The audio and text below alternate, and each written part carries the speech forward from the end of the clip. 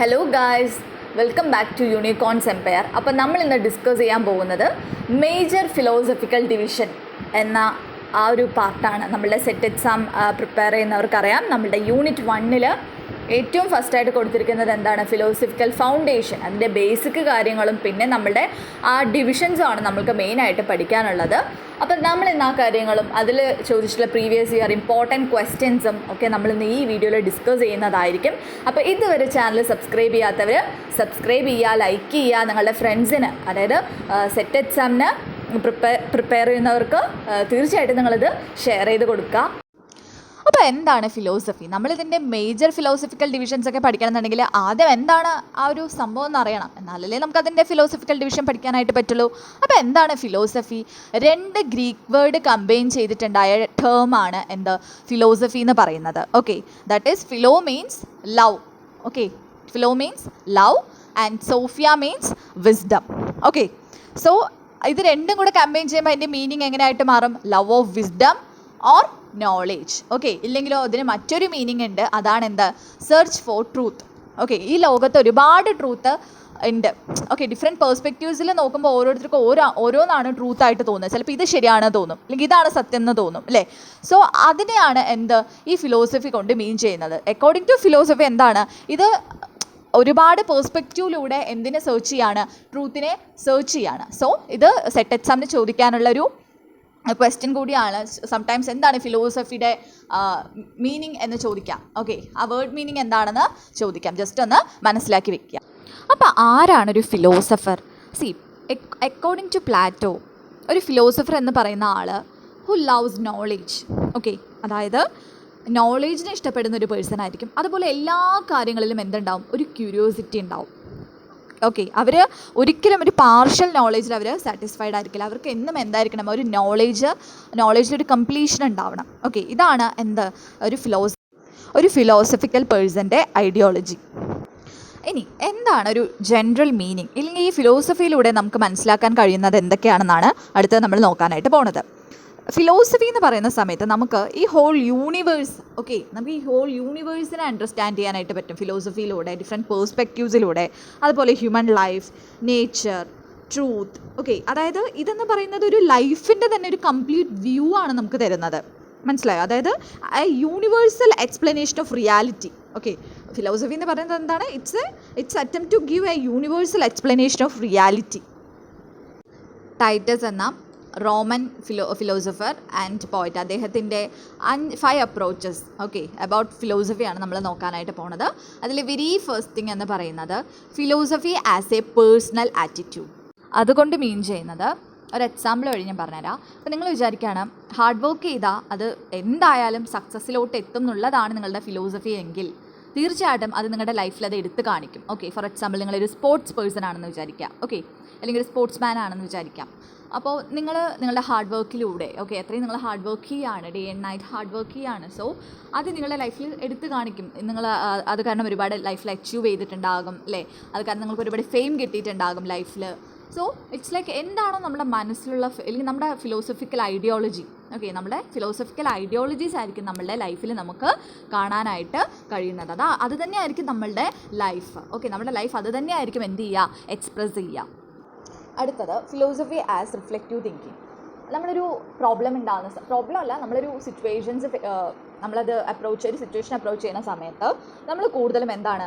Logically വേണം നമ്മൾ think ചെയ്യാനായിട്ട്. വെറുതെ ഒരു ബ്ലൈൻഡ് ബിലീഫിൽ ഓരോ കാര്യങ്ങൾ ചെയ്തിട്ട് അതിലൊരു കാര്യമില്ല. അക്കോർഡിംഗ് ടു ഫിലോസഫി അതിലൊരു കാര്യമില്ല എന്നാണ് പറയുന്നത്. ഇറ്റ് ഈസ് റീസൺഡ് ഇൻക്വയറി എന്നാണ് ഉദ്ദേശിക്കുന്നത്. ഫോർ എക്സാമ്പിൾ, ഇപ്പോൾ നിങ്ങളൊരു ക്ലാസ് റൂമിൽ ക്ലാസ് എടുത്തുകൊണ്ടിരിക്കുകയാണ്, 1-2 കുട്ടികൾ അത് കേൾക്കുന്നില്ല. സോ നിങ്ങൾ അപ്പോൾ അവിടെ തിങ്ക് ചെയ്യേണ്ട ഒരു കാര്യം, എന്തുകൊണ്ട് ആ കുട്ടിയെ ബ്ലെയിം ചെയ്യുന്നതിനേക്കാൾ, ഒരു റീസൺ ഇല്ലാതെ കുട്ടിയെ ബ്ലെയിം ചെയ്യുന്നതിനേക്കാൾ നിങ്ങൾ ഡീപ്ലി തിങ്ക് ചെയ്യുക, എന്തുകൊണ്ട് അവർ ശ്രദ്ധിക്കുന്നില്ല, എൻ്റെ ടീച്ചിങ് സ്ട്രാറ്റജീസിൽ എന്തെങ്കിലും മിസ്റ്റേക്സ് ഉണ്ടോ, അതേപോലെ ലെസൺ പ്ലാൻസിൽ വല്ല ചേഞ്ചസ് കൊണ്ടുവരണോ, അങ്ങനെ ഡീപ്പായിട്ട് തിങ്ക് ചെയ്യണം. ഇതിൻ്റെ തന്നെ ഡിഫറെൻറ്റ് പേഴ്സ്പെക്റ്റീവ്സിലൂടെ വേണം നമ്മൾ തിങ്ക് ചെയ്യാനായിട്ട്.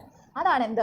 Reflective thinking. According to philosophy reflective thinking കൊണ്ട് ഉദ്ദേശിക്കുന്നത് ഒരു റീസണോട് കൂടിയുള്ള തിങ്കിങ്, അല്ലാതെ വെറുതെ എന്തോ ചെയ്തിട്ട് ഒരു കാര്യം ഒരു ലോജിക്കൽ ഇല്ലാതെ തിങ്ക് ചെയ്തിട്ട് കാര്യമില്ലല്ലോ. സോ അത് തന്നെയാണ് എന്തും പറയുന്നത്? ഫിലോസഫിയും പറയുന്നത്. ഓക്കെ, ഫിലോസഫിയിലും പറയുന്നത്. അടുത്തത് philosophy as a view of the whole. അതായത് നമ്മൾ സയൻസിൽ എടുക്കുകയാണെങ്കിൽ ഇപ്പോൾ ഫോർ എക്സാമ്പിൾ സയൻസ് നമ്മൾ എടുക്കുകയാണെന്നുണ്ടെങ്കിൽ നമ്മൾ എന്താണ് ഒരു പാർട്സ് ആയിട്ടാണ് നമ്മൾ പഠിക്കുന്നത്. പക്ഷേ അങ്ങനെയല്ല, നമ്മുടെ ഫിലോസഫിയിൽ നോക്കുന്ന സമയത്ത് നമ്മൾ ഒരു കാര്യം പഠിക്കുകയാണെങ്കിൽ അതൊരു ഹോൾ തിങ് ആയിട്ട് കൺസിഡർ ചെയ്തിട്ടാണ്, ഹോൾ യൂണിവേഴ്സായിട്ട് കൺസിഡർ ചെയ്തിട്ടാണ് എന്ത് ചെയ്യുക, ഇല്ലെങ്കിൽ കണക്ട് ചെയ്തിട്ടായിരിക്കും നമ്മൾ എന്ത് ചെയ്യുക, പഠിക്കുക. ഓക്കെ, ഒന്നും ഒരു പാർട്ടായിട്ട് നമ്മൾ എന്ത് ചെയ്യില്ല, പഠിക്കില്ല, ഇല്ലെങ്കിൽ നമ്മൾ ആ ഒരു പെർസ്പെക്റ്റീവിൽ നമ്മൾ എന്ത് ചെയ്യില്ല, കാണില്ല. Next one, philosophy has logical analysis. അതേ സെയിം തിങ് തന്നെയാണ് പറയുന്നത്. ഫിലോസഫിയിലൂടെ നമ്മളൊരു കാര്യം അനലൈസ് ചെയ്യുമ്പോൾ എന്താണ്, ലോജിക്കലി ആയിരിക്കും അനലൈസ് ചെയ്യുക. അതുപോലെ ഒരു പ്രോബ്ലം, ഓക്കെ, ഒരു ഗ്രൂപ്പ് ഓഫ് പ്രോബ്ലംസ്, മെയിനായിട്ട് ഒരുപാട് ഗ്രൂപ്പ് ഓഫ് പ്രോബ്ലംസ് നമ്മൾ ഫിലോസഫിയിലൂടെ അനലൈസ് ചെയ്യാറുണ്ട്. അതായത് എന്താണ് റിയാലിറ്റി, എന്താണ് ട്രൂത്ത്, ഏതാണ് ശരി, ഏതാണ് തെറ്റ്, ഗോഡ് എക്സിസ്റ്റ് ചെയ്യുന്നുണ്ടോ, ഓക്കെ. അപ്പോൾ ഈ കാര്യങ്ങളൊക്കെയാണ് എന്ത് ചെയ്യുന്നത്, ഫിലോസഫിയിലൂടെ സ്റ്റഡി ചെയ്യുന്നത്. ഓക്കെ, അത് മാത്രമല്ല, ഇങ്ങനെയുള്ള പ്രോബ്ലംസിന് അതെന്ത് ചെയ്യും, അതായത് ഫിലോസഫി ഒരു സൊല്യൂഷൻ ഫൈൻഡ് ചെയ്യുകയും ചെയ്യും. ഓക്കെ, ഡിഫറെൻറ്റ് പെർസ്പെക്റ്റീവിലൂടെ സൊല്യൂഷൻ അത് ഫൈൻഡ് ചെയ്യും, അല്ലെങ്കിൽ അത് ഫൈൻഡ് ചെയ്യാനായിട്ട് ശ്രമിക്കും. ഇനി നമ്മൾ നോക്കാൻ പോകുന്നത് ഫിലോസഫി റിലേറ്റഡ് ആയിട്ടുള്ള ഇമ്പോർട്ടൻറ്റ് ഡെഫിനേഷൻസ് ആണ്. അതിൽ first one, philosophy is the science of knowledge, Fichte. Then Kant, philosophy is the Immanuel Kant, philosophy is the science and criticism of cognition. Then Plato, philosophy aims at knowledge of eternal truth. Aristotle, philosophy investigates the nature of being. Russell, philosophy aims primarily at knowledge. Dr. Radhakrishnan, philosophy is logical inquiry into reality. French Academy, philosophy is rational interpretation of the universe. അപ്പോൾ അങ്ങനെ കുറച്ച് important ആയിട്ടുള്ള definitions ആണ് നമ്മളിപ്പോൾ നോക്കിയിട്ടുണ്ടായിരുന്നത്. It's very difficult to remember these definitions. അപ്പോൾ നമ്മളൊരു കാര്യം ചെയ്യാം, ഇതിൽ Plato, Aristotle, then doctor Radhakrishnan, അങ്ങനെ അതേപോലെ കന്റ്, ഇവരുടെയൊക്കെ എന്ത് ചെയ്യുക, നിങ്ങൾ ഈ ഒരു ഡെഫിനേഷൻ എഴുതിയിട്ട് നിങ്ങളുടെ റൂമിൽ എവിടെയെങ്കിലും പേസ്റ്റ് ചെയ്ത് വെക്കുക, അല്ലെങ്കിൽ സ്റ്റിക്കി നോട്ട്സിൽ എവിടെയെങ്കിലും എഴുതിയിട്ട് പേസ്റ്റ് ചെയ്ത് വെക്കുക. അപ്പോൾ നിങ്ങൾ എന്താണ്, ഡെയിലി ഇത് കാണുന്ന സമയത്ത് അത് ഓട്ടോമാറ്റിക്കലി നിങ്ങളുടെ മെമ്മറിയിൽ സ്റ്റോർ ആകും. നിങ്ങൾക്ക് എന്ത് ചെയ്യാൻ പറ്റും, പിന്നീട് റീറ്റെയിൻ ചെയ്ത് ഇത് നിങ്ങളുടെ മെമ്മറിയിൽ നിന്ന് നിങ്ങൾക്ക് ആവശ്യമുള്ള സമയത്ത് നിങ്ങൾക്ക് റീറ്റെയിൻ ചെയ്യാനായിട്ട് പറ്റും. ഇനി നമ്മൾ നോക്കാൻ പോകുന്നത് അത്ര ഇമ്പോർട്ടൻ്റ് ആയ ടോപ്പിക്കാണ്. ഉറപ്പായിട്ടും സെറ്റ്, കേട്ടിട്ട് പോലുള്ള എക്സാംസിന് ചോദിക്കാവുന്ന ക്വസ്റ്റ്യനാണത്. അതായത് മേജർ ഫിലോസഫിക്കൽ ഡിവിഷൻ. ഓക്കെ, അതാണ് നമ്മളിനി നോക്കാനായിട്ട് പോകുന്നത്. ഇത് അത്രയും ഇമ്പോർട്ടൻ്റ് ആയിട്ടുള്ളൊരു പാർട്ടാണ്, സോ ശ്രദ്ധിക്കുക. ഫിലോസഫി എന്ന് പറയുന്നത് 3 ബ്രാഞ്ചസ് ആയിട്ടാണ് ഡിവൈഡ് ചെയ്തിരിക്കുന്നത്. Okay, very first one metaphysics, then epistemology, then axiology. Metaphysics, epistemology, axiology. നിങ്ങൾക്ക് MEA മിയ എന്ന് നിങ്ങൾക്ക് ഓർത്ത് വെച്ച് കഴിഞ്ഞാൽ ഈ 3 നമുക്ക് ഓർമ്മയിൽ വരും: മെറ്റാഫിസിക്സ്, എപ്പിസ്റ്റമോളജി ആൻഡ് ആക്സിയോളജി. ഇനി എന്താണ് മെറ്റാഫിസിക്സ്? മെറ്റാഫിസിക്സ് എന്നത് ഫിലോസഫിൻ്റെ ഒരു മെയിൻ ബ്രാഞ്ചാണ്. ഇത് reality, existence, universe, soul, god പോലെ ഫിസിക്കലായി കാണാൻ പറ്റാത്ത കാര്യങ്ങളെ പഠിക്കുന്നൊരു സയൻസാണ് മെറ്റാഫിസിക്സ് എന്ന് പറയുന്നത്. അതുപോലെ തന്നെ ലോകത്തിൻ്റെ സത്യം എന്തൊക്കെയുണ്ട്, അതിൻ്റെ സ്വഭാവം, അതിനെക്കുറിച്ചൊക്കെയുള്ളൊരു സ്റ്റഡീസും കൂടിയാണ് ഈ മെറ്റാഫിസിക്സ് എന്ന് പറയുന്നത്. ഓക്കെ, ഈ മെറ്റാഫിസിക്സ് എന്ന വേർഡ് 2 ഗ്രീക്ക് വേർഡിൽ നിന്നും ഉണ്ടായതാണ്. Meta means beyond and physics means nature. Totally ഇതിൻ്റെ മീനിങ് കൊണ്ട് ഉദ്ദേശിക്കുന്നത് നേച്ചറിനേക്കാൾ ബിയോണ്ട് ആയിട്ടുള്ള കാര്യങ്ങളെ കുറിച്ചുള്ള സ്റ്റഡീസ് എന്നാണ് ഈ മെറ്റാഫിസിക്സ് കൊണ്ട് ഉദ്ദേശിക്കുന്നത്. ബിയോണ്ട് ദി ഫിസിക്കൽ വേൾഡ് എന്നാണ് മെറ്റാഫിസിക്സിൻ്റെ എക്സാക്ട് മീനിങ്. മെറ്റാഫിസിക്സിൻ്റെ ഫൗണ്ടർ എന്നറിയപ്പെടുന്നത് അരിസ്റ്റോട്ടിലാണ്. മെയിൻ ബ്രാഞ്ചസ് ഓഫ് മെറ്റാഫിസിക്സ് ഏതൊക്കെയാണെന്ന് ചോദിച്ചാൽ ontology, cosmology, rational theology, rational psychology. So totally metaphysics ചോദിക്കുന്നത് എന്താണ് റിയൽ? സ്പിരിച്വാലിറ്റി ആണോ, അല്ലെങ്കിൽ സ്പിരിച്വലിസം ആണോ, മെറ്റീരിയലിസം ആണോ ഇവിടെ റിയൽ? ഓക്കെ, അതായത് സ്പിരിച്വലിസം എന്ന് പറയുന്നത് എന്താണ്, അവിടെ റിയാലിറ്റി എന്ന് പറയുന്നത്, അല്ലെങ്കിൽ ഏറ്റവും അൾട്ടിമേറ്റ് റിയാലിറ്റി എന്ന് പറയുന്നത് ഗോഡാണ്. പക്ഷേ ഇൻ കേസ് ഓഫ് മെറ്റീരിയലിസം ഈ ഫിസിക്കൽ വേൾഡാണ് റിയൽ എന്ന് പറയുന്നത്. അവിടെ മാറ്ററാണ് ഏറ്റവും വലിയ അൾട്ടിമേറ്റ് റിയാലിറ്റി എന്ന് പറയുന്നത്. മെറ്റാഫിസിക്സ് അപ്പോൾ ക്വസ്റ്റ്യൻ ചെയ്യുന്നത് നേച്ചർ ഓഫ് റിയാലിറ്റി ആണ്. അത് 2 തരത്തിലാണുള്ളത്. ഒന്ന് സ്പിരിച്വലിസം, ഇനിയൊന്ന് മെറ്റീരിയലിസം. സ്പിരിച്വലിസത്തിൽ ഗോഡാണ് അൾട്ടിമേറ്റ് റിയാലിറ്റി, അതേസമയം ഈ ഫിസിക്കൽ വേൾഡാണ് മെറ്റീരിയലിസത്തിൽ, അല്ലെങ്കിൽ മാറ്ററാണ് മെറ്റീരിയലിസത്തിൽ ഏറ്റവും വലിയ റിയാലിറ്റി. Next one, epistemology. അപ്പോൾ ഈ എപ്പിസ്റ്റമോളജി എന്ന് പറയുന്നത് എന്താണ്? നോളേജിനെ കുറിച്ചുള്ള സ്റ്റഡിയാണ്. Okay, epistemology is connected with knowledge. ഇതിൽ സിമ്പിളായിട്ട് പറഞ്ഞാൽ ഇത് 3 മെയിൻ ക്വസ്റ്റ്യൻസിനെയാണ് ഇത് ഇതിലൂടെ നമ്മൾ ആൻസർ ഫൈൻഡ് ഔട്ട് ചെയ്യുന്നത്. ഓക്കെ, എന്തൊക്കെയാണ് 3 മെയിൻ ക്വസ്റ്റ്യൻസ് എന്ന് പറഞ്ഞാൽ എന്താണ് നോളേജ്, അതേപോലെ നമ്മൾ നമുക്ക് എങ്ങനെയാണ് നോളേജ് കിട്ടുന്നത്, അതേപോലെ നോളേജിൻ്റെ ഡിഫറെൻറ്റ് ടൈപ്സ് എന്തൊക്കെയാണ് എന്നതെല്ലാം നമുക്ക് ഇതിലൂടെ മനസ്സിലാക്കാനായിട്ട് കഴിയും, എപ്പിസ്റ്റമോളജിയിലൂടെ മനസ്സിലാക്കാനായിട്ട് കഴിയും. അതിലെ ഫസ്റ്റ് ടൈപ്പാണ് റിവീൽ നോളേജ്. ഓക്കെ, ഇതിൻ്റെ അർത്ഥം എന്ന് പറയുന്നത് ഗോഡിൽ നിന്നും കിട്ടുന്ന നോളേജ്. ഓക്കെ, അതായത് റിലീജിയസ് സ്ക്രിപ്റ്റേഴ്സിൽ നിന്ന് വരുന്ന നോളേജാണിത്. ഫോർ എക്സാമ്പിൾ ബൈബിൾ, ഗീത, ഖുറാൻ ഇതുപോലെയുള്ള ബുക്സിൽ, ഇതുപോലെയുള്ള ബുക്സിൽ നിന്നും കിട്ടുന്ന റിലീജിയസ് ബുക്സിൽ നിന്നും കിട്ടുന്ന നോളേജിനെയാണ് റിവീൽഡ് നോളേജസ് എന്ന് പറയുന്നത്. സെക്കൻഡ് ടൈപ്പാണ് ഇൻറ്റ്യൂട്ടീവ് നോളേജ് എന്ന് പറയുന്നത്. ഇത് ഇന്നർ സൈറ്റിൽ നിന്ന് വരുന്ന നോളേജാണ്. അതായത് ഇപ്പോൾ നമുക്കൊരു പ്രോബ്ലം സോൾവ് ചെയ്യുമ്പോൾ സഡനായിട്ട് നമ്മുടെ മനസ്സിൽ വരുന്നതിനാണ് എന്തെന്ന് പറയാം, അതാണ് ഇൻറ്റ്യൂഷൻ എന്ന് പറയാം. ഒരു എക്സാമ്പിൾ പറയുകയാണെങ്കിൽ ഇപ്പോൾ ഒരു മാത്സ് പ്രോബ്ലം സോൾവ് ചെയ്യുമ്പോൾ പെട്ടെന്ന് നമ്മളുടെ മനസ്സിൽ എന്ത് ചെയ്യും, സൊല്യൂഷൻസ് വരും അല്ലേ, അതിനാണ് എന്തെന്ന് പറയാം, ഈ ഒരു ഇൻറ്റ്യൂട്ടീവ് നോളേജ് എന്ന് പറയാം. നമ്മളിങ്ങനെ പറയില്ലേ, പെട്ടെന്ന് നമ്മുടെ ബൾബ് മിന്നി, ഇപ്പോൾ കത്തിയല്ലോ എന്ന് പറയുമ്പോൾ നമ്മളങ്ങനെ പറയാറില്ലേ, അതായത് നമ്മളുടെ ഉള്ളിൽ നിന്നും വരുന്നൊരു നോളേജ്, നമ്മളുടെ ഇൻറ്റ്യൂഷനാണ് ഇതുകൊണ്ട് ഇവിടെ ഉദ്ദേശിക്കുന്നത്. Okay, next one empirical knowledge. Empirical എന്ന് പറഞ്ഞാൽ തന്നെ നമുക്കറിയാം ആ വേർഡ് മീനിങ് എന്താണ്, എക്സ്പീരിയൻസ് എന്നാണ്. അപ്പോൾ തേർഡ് ടൈപ്പ് എന്ന് പറയുന്നത് ഇത് സെൻസസും അതേപോലെ എക്സ്പീരിയൻസും വഴി ലഭിക്കുന്ന നോളേജാണ്. അപ്പോൾ നമ്മൾ കാണുന്നു, കേൾക്കുന്നു, തൊടുന്നു, അനുഭവിക്കുന്നു, ഇതിൽ നിന്നും കിട്ടുന്ന നോളേജിനെയാണ് എന്തെന്ന് പറയാം, എംപിരിക്കൽ നോളേജ് എന്ന് പറയാം. ഒരു എക്സാമ്പിൾ പറയുകയാണെങ്കിൽ ഇപ്പോൾ നമ്മൾ പെട്ടെന്നൊരു തീയിൽ തൊടുന്നു.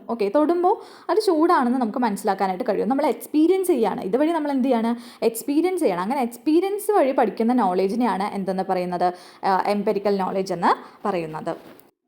Next one rational knowledge. Rational knowledge എന്ന് പറഞ്ഞാൽ it is connected with reason and logic. Okay, അതായത് റീസണും ലോജിക്കും യൂസ് ചെയ്തിട്ടായിരിക്കും നമ്മൾ എന്ത് ചെയ്യുക, അതിൻ്റെ ആൻസർ ഫൈൻഡ് ഔട്ട് ചെയ്യുക.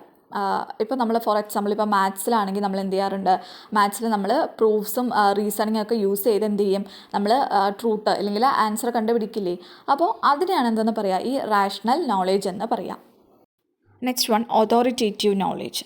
അതായത് ഇത് എക്സ്പേർട്സ് പറയുന്നത് കൊണ്ട് മാത്രം നമ്മൾ അക്സെപ്റ്റ് ചെയ്യുന്ന നോളേജാണ് ഓതോറിറ്റേറ്റീവ് നോളേജ്.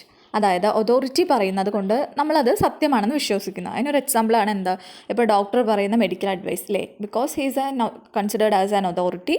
അപ്പോൾ ഡോക്ടർ എന്ത് പറയുന്നോ അത് നമ്മൾ എന്ത് ചെയ്യുന്നു, ഓക്കെ അതാണ് ട്രൂത്ത് എന്ന് നമ്മൾ വിശ്വസിക്കുന്നു അല്ലേ. അപ്പോൾ അത് അതോറിറ്റേറ്റീവ് നോളേജിൻ്റെ വൺ ഓഫ് ദി എക്സാമ്പിളാണ്. So epistemology is connected with knowledge. അതിൻ്റെ 5 ടൈപ്സാണ് നമ്മൾ പറഞ്ഞുകൊണ്ടിരിക്കുന്നുണ്ടായിരുന്നത്.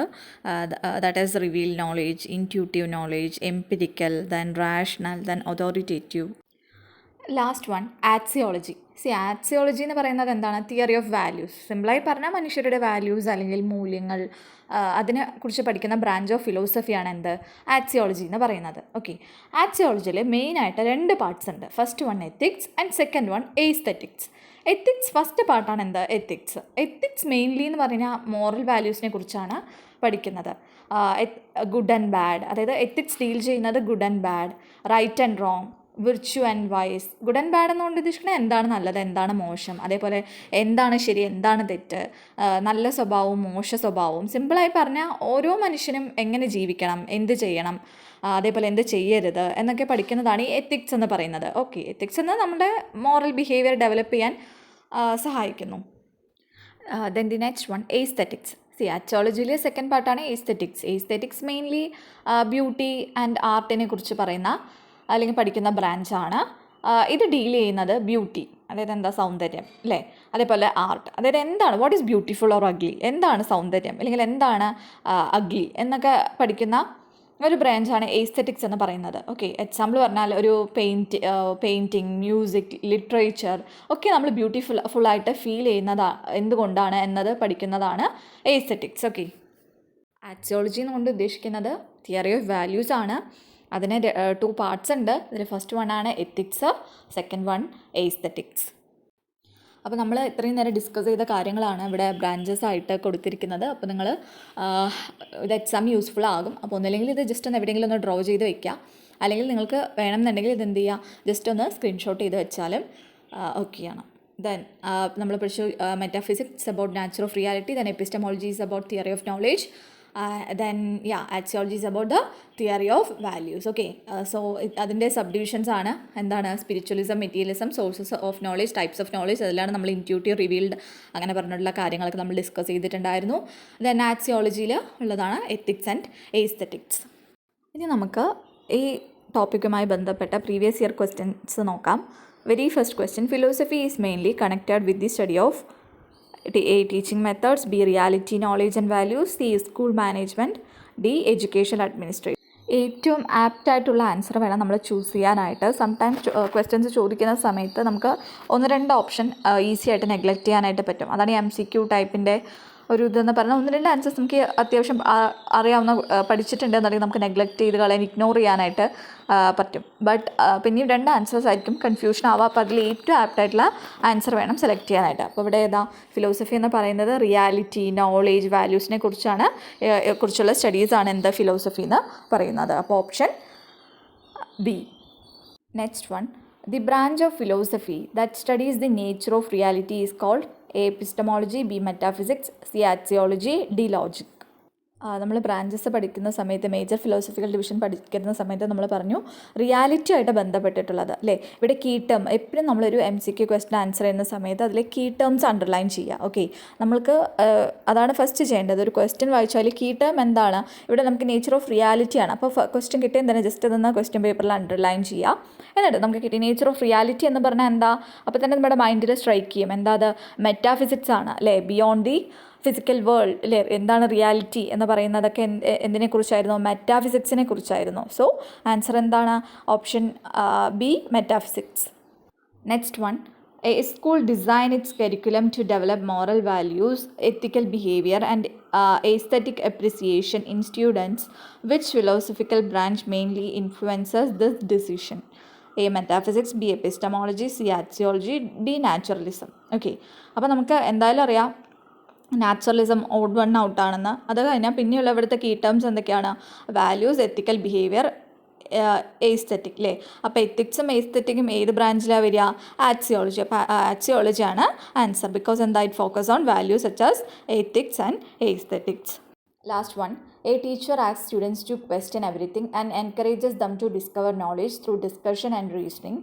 This situation mainly relates to which branch of philosophy? A. Metaphysics, B. Epistemology, C. Axiology and D. Logic. Okay, ഇവിടുത്തെ കീ ടേംസ് ഏതൊക്കെയാണ്, ഇവിടെ discover knowledge through discussion and reasoning. So knowledge എന്ന് പറയുമ്പോൾ തന്നെ ഇവിടുത്തെ കീ ടേം നമുക്ക് കിട്ടിയ knowledge ആണ്. സോ ഈ നോളേജ് എന്ന് പറയുമ്പോൾ തന്നെ അത് ഏതുമായി റിലേറ്റഡ് ആണ്, എപ്പിസ്റ്റമോളജി ആയിട്ട് റിലേറ്റഡ് ആണ്. അപ്പോൾ ഇതായിരിക്കും answer, epistemology. So deals with the nature and sources of knowledge. അപ്പോൾ ഈ ടോപ്പിക്കുമായി ബന്ധപ്പെട്ട എല്ലാം ഇൻക്ലൂഡ് ചെയ്ത്, അതേപോലെ തന്നെ പ്രീവിയസ് ഇയർ ക്വസ്റ്റ്യൻസും റിലേറ്റ് ചെയ്ത് നമ്മൾ എല്ലാ കാര്യങ്ങളും നമ്മൾ ഡിസ്കസ് ചെയ്തിട്ടുണ്ട്. ഇനി ഇതുപോലെ തന്നെ നിങ്ങൾക്ക് സിംപ്ലിഫൈഡ് PDF മെറ്റീരിയൽ, അതേപോലെ സ്റ്റുഡൻറ്റ് സെൻട്രിക്കായ online class, weekly revision, mock test, അതും അഫോർഡബിൾ ഫീസിൽ നിങ്ങൾക്ക് വേണമെന്നുണ്ടെങ്കിൽ നിങ്ങൾ തീർച്ചയായിട്ടും ഞങ്ങളെ കോൺടാക്റ്റ് ചെയ്യുന്നതാണ്. കോൺടാക്റ്റ് ഡീറ്റെയിൽസ് ഞാൻ ഓഫ് കോഴ്സ് ഡിസ്ക്രിപ്ഷനിലും അതുപോലെ തന്നെ ഇവിടെയും പ്രൊവൈഡ് ചെയ്തിട്ടുണ്ട്. ഓക്കെ, അപ്പോൾ നിങ്ങൾ ജസ്റ്റ് ഒന്ന് സ്ക്രീൻഷോട്ട് എടുത്ത് വെച്ചോളൂ. അതുപോലെ തന്നെ ഈ വീഡിയോ നിങ്ങൾക്ക് യൂസ്ഫുള്ളായി തോന്നുകയാണെന്നുണ്ടെങ്കിൽ നിങ്ങളുടെ ഫ്രണ്ട്സിന് ഷെയർ ചെയ്യുക, ലൈക്ക് ചെയ്യുക, സബ്സ്ക്രൈബ് ചെയ്യുക, അതേപോലെ ബെല്ലൈക്കൺ ക്ലിക്ക് ചെയ്യുക. അപ്പോൾ അത്രയേ ഉള്ളൂ. Thank you.